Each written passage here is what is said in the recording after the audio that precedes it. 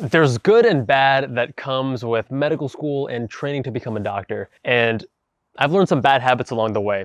These are 5 that I'm now trying to undo. What's going on, guys? For those of you who are new here, my name is Kevin Jubal. I graduated with my MD a few years back, matched into plastic surgery, and then later resigned. Now, the first bad habit is eating too fast. The common theme in med school and residency is that there's just not enough time. You're always rushing, you're always behind. And as a result, a lot of us, myself included, we learn to scarf down food as quickly as possible. So when I was in residency, I would actually start my days with this really thick, really hardcore meal replacement protein shake that had around 1,000 calories, because I knew that once I got to the hospital and once I was in the operating room, I wasn't gonna have another opportunity to eat. And sometimes I wouldn't eat again until dinner time. And my experience was pretty similar in med school too, because especially during your clinical rotations, right? During your preclinical, meaning your first 2 years, you're studying a lot. So you can actually eat at your leisure. You can eat while you study, you can eat between classes, etc. But during your clinical years, meaning your 3rd and 4th year when you are actually in the hospital,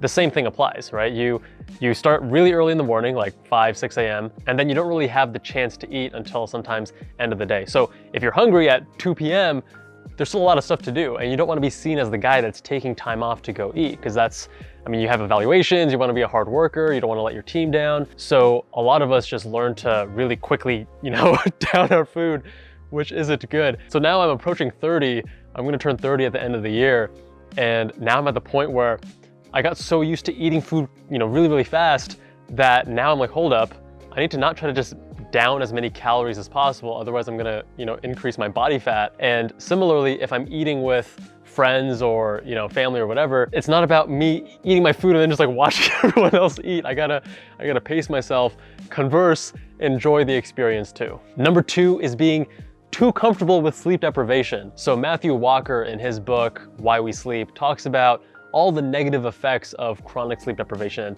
why we should definitely not be doing that. The thing that surprised me though was how I became used to and almost comfortable with sleep deprivation.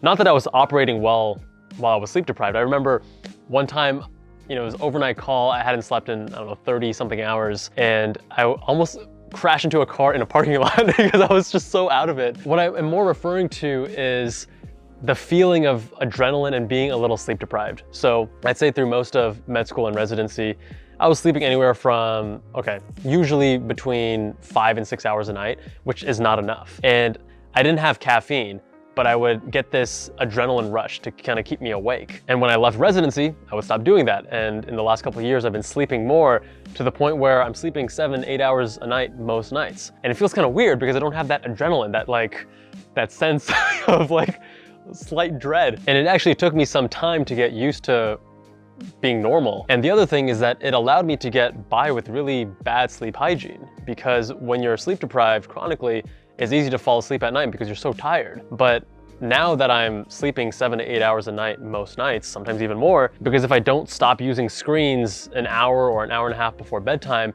then my insomnia kicks in and it's a lot harder for me to fall asleep. Number 3 is being desensitized to nasty stuff while you're eating. So I noticed this at the beginning of med school because, you're doing anatomy lab, anatomy lab is not the most appetizing thing, or you're watching anatomy videos or watching other medical videos that you begin just getting used to it and you don't realize how nasty it can seem to someone who's not in med school with you. And I remember back then I'd be like eating dinner with my family and I just talk about something relevant that I was learning about, and they'd be like, oh, that's disgusting, like not at the dinner table, not while we're eating. So that took some time to just remind myself that, hey, not everyone is desensitized. A lot of people are gonna get really grossed out if I talk about certain things. So don't talk about nasty stuff at the dinner table or around meals with your non-med school buddies. Number 4 is becoming too career or achievement focused, in particular with regards to my self-identity and idea of self-worth. And I think a lot of medicine is very much achievement focused. It's very competitive. It's very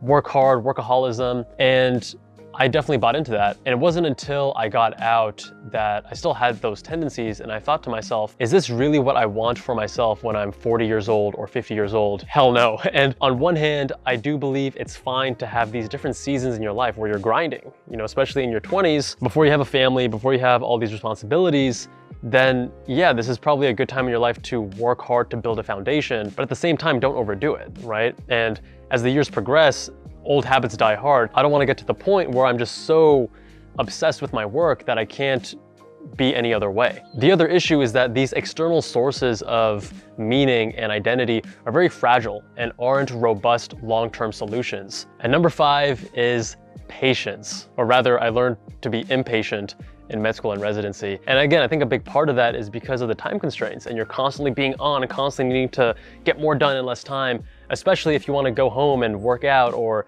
have a balanced life, or maybe you have a side hustle and you're already working 80, 90 hours a week in the hospital. It reinforces this idea that you need to optimize every single moment, and then you grow to despise waiting. If you can learn to be patient and understand that you don't always have to rush, then you'll probably be a lot happier, a lot less stressed, a lot more at peace. Now in the next video, I'm gonna talk about the 5 good habits I learned from med school and residency. In the meantime, check out my video on productivity hacks in college, med school, and residency. Much love, and I'll see you guys in that next one.